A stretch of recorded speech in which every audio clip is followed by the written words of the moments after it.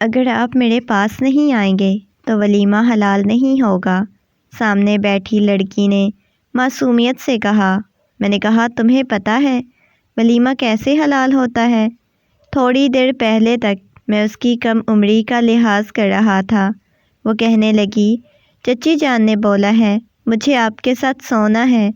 وہ منہ پھلا کر بولی بابا نے چچا کے انتقال کے بعد ان کی یتیم بیٹی سے میری شادی کروا دی تھی، لیکن میں شادی کی رات اس کے قریب نہ ہوا جب اچانک ہی رات کو وہ مجھے اٹھا کے کہنے لگی مجھے سہاگ رات۔ ابھی چچا کے انتقال کو 2 دن ہی ہوئے تھے جب بابا جان میرے کمرے میں آئے اور کہنے لگے قاسم مجھے تم سے بہت ضروری بات کرنی ہے۔ میں نے بابا جان کی طرف دیکھا اور کہا جی بابا جان بولیں آپ کو مجھ سے کیا بات کرنی ہے؟ بابا جان کہنے لگے دیکھو قاسم تمہارے چچا نے اپنے انتقال سے پہلے یہ بولا تھا کہ میں ان کی بیٹی کو اپنے گھر کی بہو بنا لوں۔ میں نے بابا جان کی طرف دیکھا اور لاپرواہی سے کہا تو ولید کے ساتھ اس کا نکاح کروا دیں، ویسے بھی دونوں ہم عمر ہیں، جب بڑے ہو جائیں گے تو دونوں کی رخصتی کروا دیجیے گا۔ یہ کہہ کر میں دوبارہ سے موبائل میں لگ چکا تھا۔ بابا کہنے لگے دیکھو میں اس کا نکاح ولید کے ساتھ نہیں بلکہ تمہارے ساتھ کروانا چاہتا ہوں، اور تمہارے چچا کی بھی یہی خواہش تھی۔ میں نے اس سے پہلے وہ مجھ سے وعدہ لے کر گئے تھے میری رانیہ کو اپنے قاسم کی دلہن بنانا۔ میں حیرت سے بابا جان کی طرف دیکھ رہا تھا۔ میں نے کہا بابا جان یہ آپ کیا کہہ رہے ہیں؟ آپ کو پتہ ہے رانیہ مجھ سے کتنی چھوٹی ہے اور ہم دونوں کا کوئی جوڑ بھی نہیں، اس کے باوجود آپ یہ کہہ رہے ہیں کہ میں رانیہ کے ساتھ شادی کر لوں۔ نہیں بابا جان میں رانیہ کے ساتھ بالکل شادی نہیں کروں گا۔ میں نے صاف انکار کیا تھا، لیکن بابا جان کہنے لگے دیکھو رانیہ کے ساتھ تمہیں شادی تو کرنی پڑے گی، میری بھی یہی خواہش ہے کہ رانیہ تمہاری بیوی بنے۔ دیکھو ولید لاپرواہ سا ہے، وہ بالکل بھی رانیہ کا دھیان نہیں رکھے گا۔ تمہیں معلوم ہے رانیہ اپنے ماں باپ کی کتنی لاڈلی تھی، اور میں چاہتا ہوں تم بالکل اسے ایسے ہی لاڈ پیار سے رکھو جیسے اس کے ماں باپ رکھتے تھے۔ میں نے کہا بابا جان آپ کیسے سوچ سکتے ہیں کہ میں رانیہ کے ساتھ شادی کر لوں گا؟ بابا جان وہ چھوٹی ہے مجھ سے، بہت زیادہ چھوٹی، میں کسی طور پر بھی اسے قبول نہیں کروں گا۔ بابا جان غصے میں کہنے لگے تم ایسا نہیں کرو گے تو مجھے باپ مت کہنا۔ یہ کہہ کر وہ غصے میں کمرے سے باہر جا چکے تھے، اور مجھے حیرت ہو رہی تھی بابا مجھے کس امتحان میں ڈال کر گئے، کس آزمائش میں ڈال دیا تھا۔ وہ رانیہ جو مجھے بھائی کہتی تھی، جسے ہمیشہ میں نے چھوٹی بہنوں کی طرح سمجھا، آج بابا جان مجھے کہہ رہے تھے کہ میں اس رانیہ کے ساتھ نکاح کر لوں۔ بابا جان غصے سے کمرے سے نکل چکے تھے۔ میں کمرے سے باہر آیا اور ان کے کمرے کی طرف گیا، لیکن سامنے ہی اماں سائیں بیٹھی ہوئی تھی، بابا جان نہیں تھے۔ اماں سائیں نے مجھے اپنے پاس بلا لیا اور کہنے لگی قاسم بیٹا میری بات سنو، مجھے تم سے کچھ ضروری بات کرنی ہے۔ اماں سائیں کے پاس جا کر بیٹھ گیا۔ میں نے کہا اماں سائیں یہ بابا جان کیا کہہ رہے ہیں؟ میں رانیہ کے ساتھ شادی نہیں کر سکتا۔ اماں سائیں آپ کو معلوم ہے وہ چھوٹی بچی ہے، مجھ سے کتنی چھوٹی ہے، میں رانیہ کے ساتھ شادی نہیں کر سکتا۔ میں سمجھانے کی کوشش کر رہا تھا۔ اماں سائیں کہنے لگی دیکھو بیٹا میرے پاس بیٹھو۔ میں ان کے گھٹنوں کے پاس بیٹھ گیا۔ میں نے کہا جی اماں سائیں بولیں۔ وہ میرے بالوں میں آہستہ آہستہ ہاتھ پھیرتی ہوئی کہنے لگی دیکھو رانیہ بیٹی بہت اچھی ہے، اسے محبت اور توجہ کی بہت ضرورت ہے جو صرف تم ہی دے سکتے ہو۔ ولید سے ایسی امید نہیں رکھ سکتے، اس وجہ سے تمہیں ہی اس کے ساتھ شادی کرنی ہوگی۔ میں نے کہا اسے محبت توجہ چاہیے تو ہم ویسے بھی تو دے سکتے ہیں نا، ضروری تو نہیں کہ اسے میری بیوی ہی بنایا جائے، اسے میرے پلو سے ہی باندھا جائے۔ میں نے غصے میں کہا تو اماں سائیں کہنے لگی، قاسم یہ تم کس لہجے میں مجھ سے بات کر رہی ہو؟ میں نے تمہاری یہ تربیت تو نہیں کی تھی۔ وہ غصے میں بولیں تو میں فوراً ہی خاموش ہو چکا تھا۔ میں نے کہا، اماں سائیں آپ مجھے سمجھنے کی کوشش کریں، وہ میرے سامنے چھوٹی بچی ہے، میں اس کے ساتھ شادی نہیں کر سکتا۔ میں نے بے بسی سے کہا۔ اماں سائیں بہت ہی محبت سے میری پیشانی پر بوسہ دیا اور کہنے لگی، اپنی ماں کے لیے بھی نہیں کر سکتے؟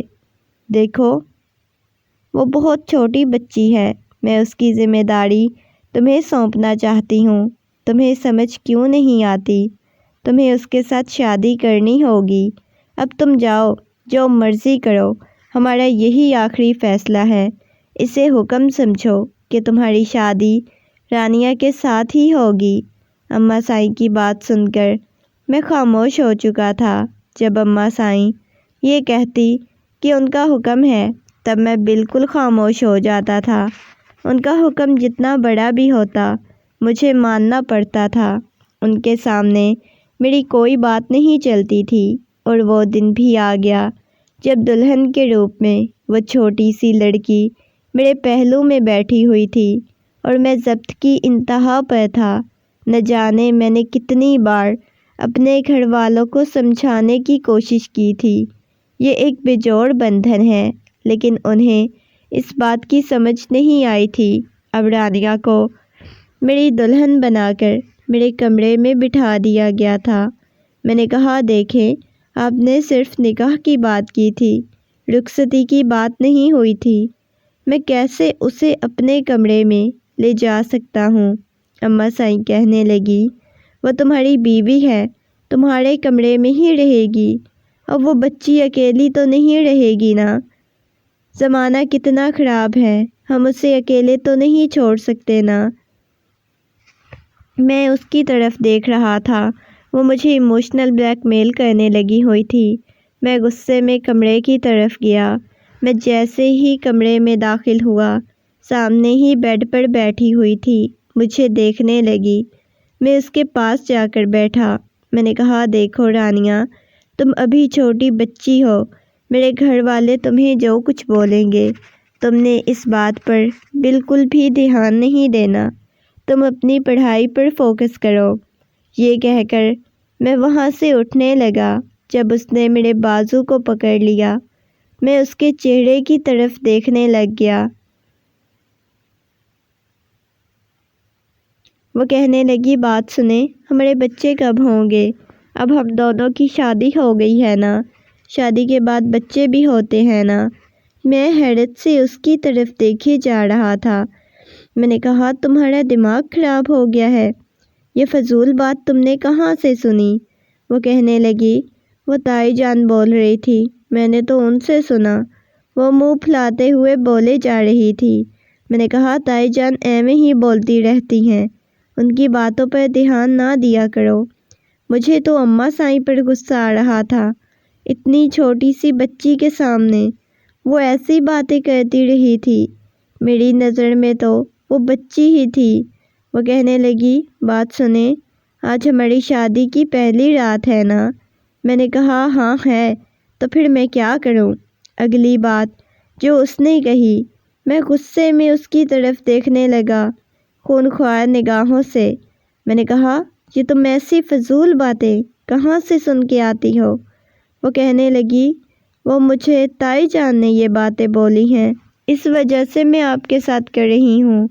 میں نے غصے میں کہا، ابھی تو بول دی ہے، خبردار جو تم نے دوبارہ سے بولنے کی کوشش کی، ورنہ مجھ سے برا کوئی نہیں ہوگا۔ میں اسے ڈانٹنا نہیں چاہتا تھا، لیکن نہ جانے کیوں ایسی بے تکی اور فضول باتیں سن کر مجھے بہت زیادہ غصہ آ گیا۔ وہ معصومیت سے میرے چہرے کی طرف دیکھے جا رہی تھی۔ تھوڑی ہی دیر بعد وہ بیڈ پر آ کر میرے پہلو میں لیٹ چکی تھی۔ وہ میرے قریب لیٹی تو میں ایک جھٹکا کھا کر اس سے دور ہوا۔ میں فریش ہونے چلا گیا۔ جب واپس آیا تو وہ بیڈ پر گہری نیند سو رہی تھی۔ ابھی بھی اس کی باتیں میرے کانوں میں گونج رہی تھی۔ میں مسلسل اس کے چہرے کی طرف دیکھے جا رہا تھا۔ وہ دنیا جہان کی معصومیت چہرے پر سجائے سو رہی تھی۔ نہ جانے کیوں میرے دل میں عجیب سی ہلچل مچی تھی۔ اسے دیکھ دیکھ کر اس کے قریب جانا چاہتا تھا، کیونکہ اب خود سے بھی خوف محسوس ہونے لگ گیا تھا۔ میں کافی دیر تک اس کے چہرے کی طرف دیکھتا رہا، پھر اٹھ کر واپس کمرے میں آ گیا۔ صوفے پر آ کر لیٹ گیا، کیونکہ میں اس کے پاس نہیں سونا چاہتا تھا۔ میری نظر میں وہ ایک چھوٹی بچی تھی جس کے قریب جانا مجھے بہت برا لگ رہا تھا، لیکن نہ جانے کیوں ماں باپ کی کچھ مجھ سے امیدیں لگا کر بیٹھے ہوئے تھے۔ میں اس چھوٹی بچی کے سارے حقوق پورے کروں گا، یہاں تک کہ وہ پوتے پوتیوں کی بھی امیدیں لگا کر بیٹھے ہوئے تھے۔ جو چیزیں مجھے بہت بری لگتی تھی، اسی بارے میں سوچتا سوچتا نہ جانے کب نیند کی وادیوں میں چلا گیا۔ ابھی میں گہری نیند سو ہی رہا تھا جب اچانک ہی مجھے اپنے چہرے پر انجانا سا لمس محسوس ہوا۔ میں نے آنکھیں کھول کر دیکھا تو وہ میرے بہت قریب بیٹھی ہوئی تھی۔ میں نے کہا، رانیہ، تم یہاں پر کیا کر رہی ہو؟ وہ نیچے قالین پر بیٹھی ہوئی تھی۔ میں اس کے چہرے کی طرف دیکھے جا رہا تھا۔ وہ 18 سال کی بہت حسین لڑکی تھی اور میں اس کے چہرے کی طرف دیکھ رہا تھا۔ میں اسے بچی سمجھتا تھا، لیکن اس وقت وہ مجھے بہت ہی حسین دوشیزہ لگ رہی تھی۔ وہ میرے پاس بیٹھی ہوئی تھی، میرے ہاتھ کو پکڑتے ہوئے اس کی آنکھوں میں نمی تیر رہی تھی۔ میں نے کہا، کیا ہوا ہے؟ سب ٹھیک تو ہے نا؟ وہ نفی میں سر ہلانے لگی، کہنے لگی، مجھے ڈر لگ رہا ہے، مجھے اکیلے نہیں سونا۔ میں نے کہا، کس سے ڈر لگ رہا ہے؟ یہاں پر تمہیں کسی نے کچھ بھی نہیں کہنا۔ یہ کہہ کر میں نے اسے دوبارہ سے بیڈ پر جانے کا اشارہ کیا، لیکن وہ نفی میں سر ہلاتی ہوئی کہنے لگی، میں نے بیڈ پر نہیں جانا، مجھے بہت زیادہ خوف محسوس ہو رہا ہے، پتہ نہیں مجھے کیا ہو رہا ہے، میرا دل بہت زیادہ گھبرا رہا ہے، میں بہت زیادہ بے چین ہو رہی ہوں۔ وہ روتے ہوئے بول رہی تھی۔ میں نے اسے اپنے قریب کیا اور کہا، کچھ بھی نہیں ہوتا، اتنا زیادہ کیوں پریشان ہو رہی ہو؟ وہ کہنے لگی، مجھے خوف محسوس ہو رہا ہے، ایسے لگ رہا ہے جیسے کوئی مجھے مار دے گا، جیسے میرے ماما بابا کو مار دیا تھا۔ وہ میرے سینے سے لگی ہچکیوں اور سسکیوں کے ساتھ روئے جا رہی تھی، اس کا پورا وجود کپ کپا رہا تھا۔ میں نے دھیرے سے اس کی پشت کو سہلاتے ہوئے کہا، کون تمہارے ماما بابا کو مار دے گا؟ تمہیں معلوم ہے تمہارے ماما بابا کو کس نے مارا تھا؟ میرا یہ کہنا تھا کہ اس کی آنکھوں میں خوف واضح ہو گیا۔ اس نے مجھے خود سے دور دھکا دیا، کہنے لگی، آپ لوگ میرے دشمن ہیں نا، آپ لوگ مجھے بھی مار دیں گے، ایسا ہی کریں گے نا، بہت خود غرض ہیں آپ لوگ۔ وہ روتے ہوئے بولے جا رہی تھی اور میں حیرت سے رانیہ کی طرف دیکھ رہا تھا۔ میں نے کہا، رانیہ، یہ کیا تم فضول باتیں کر رہی ہو؟ سب ٹھیک ہے نا؟ مجھے اس پر غصہ آ رہا تھا اور ترس بھی آ رہا تھا، کیونکہ اس کی حالت بہت عجیب ہو گئی تھی۔ اچانک ہی اس نے میرے ہاتھ کو اپنے ہاتھ کی گرفت میں لیا، کہنے لگی، ہمارے بچے کب ہوں گے؟ میں نے حیرت سے اس کی طرف دیکھ کر کہا، یہ تمہیں بچوں کی اتنی جلدی کیوں پڑی ہوئی ہے؟ میں نے کیا کہا ہے؟ ایسی فضول باتیں میرے سامنے مت کیا کرو، میں تمہیں چھوٹی بچی سمجھتا ہوں، بچی بن کے رہو۔ وہ کہنے لگی، 18 سال کی کوئی بچی نہیں ہوتی، آپ کو اس بات کی سمجھ کیوں نہیں آتی؟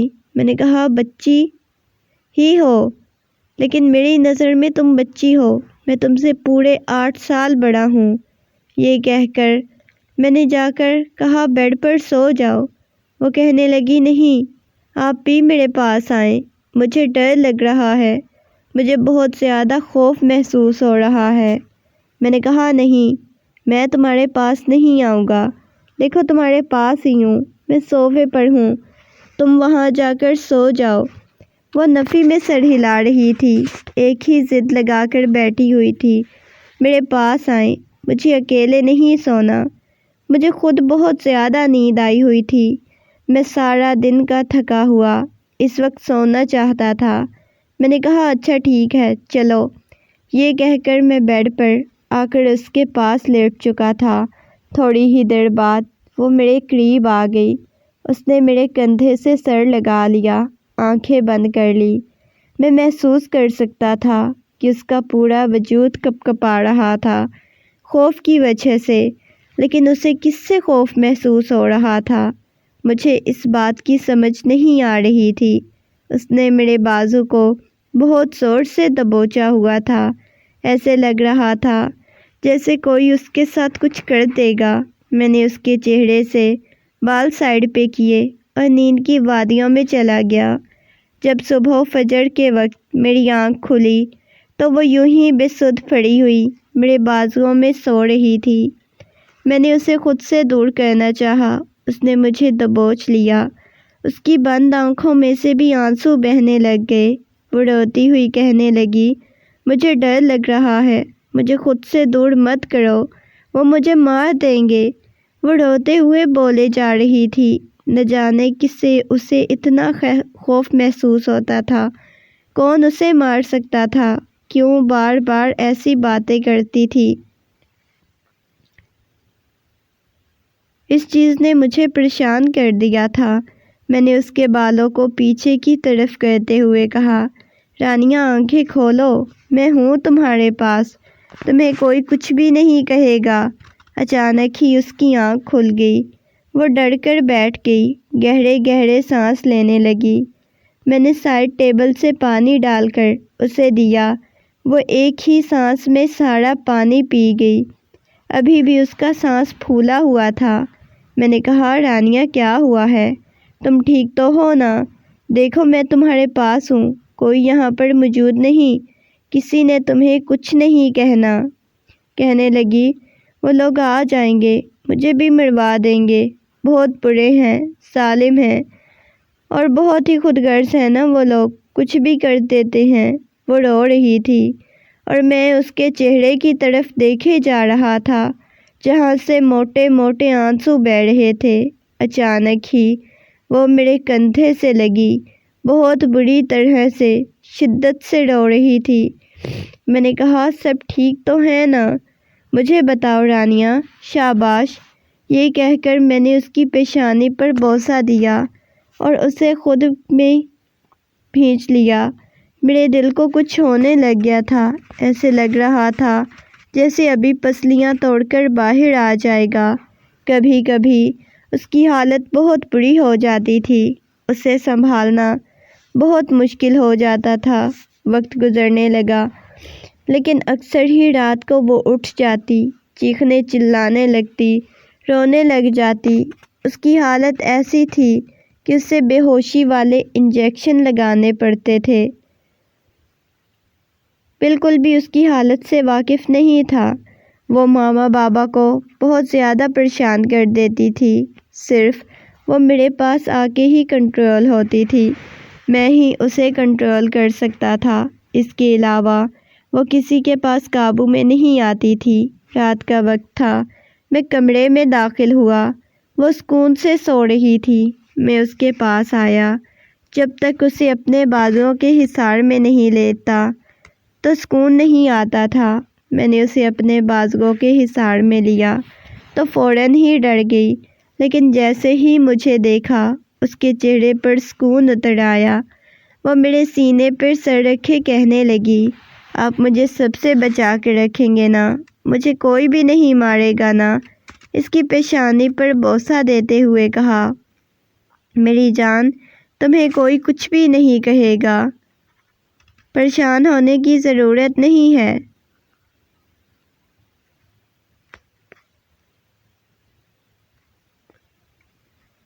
اس کی آنکھوں میں سے آنسو بہہ رہے تھے۔ میں نے اس کی پیشانی پر بوسہ دیا، کسی کی اتنی مجال نہیں کہ قاسم کے ہوتے ہوئے رانیہ کو کوئی ہاتھ بھی لگائے۔ یہ کہہ کر میں نے اس کے گرد بازوؤں کا گھیرا تنگ کیا تو وہ کہنے لگی، وعدہ کریں آپ مجھے کبھی خود سے دور نہیں کریں گے، مجھے ہمیشہ یوں ہی اپنے پاس رکھیں گے، کوئی مجھے ہاتھ لگانے کی کوشش کرے گا تو اس کے ہاتھ توڑ دیں گے۔ وہ روتے ہوئے بولے جا رہی تھی۔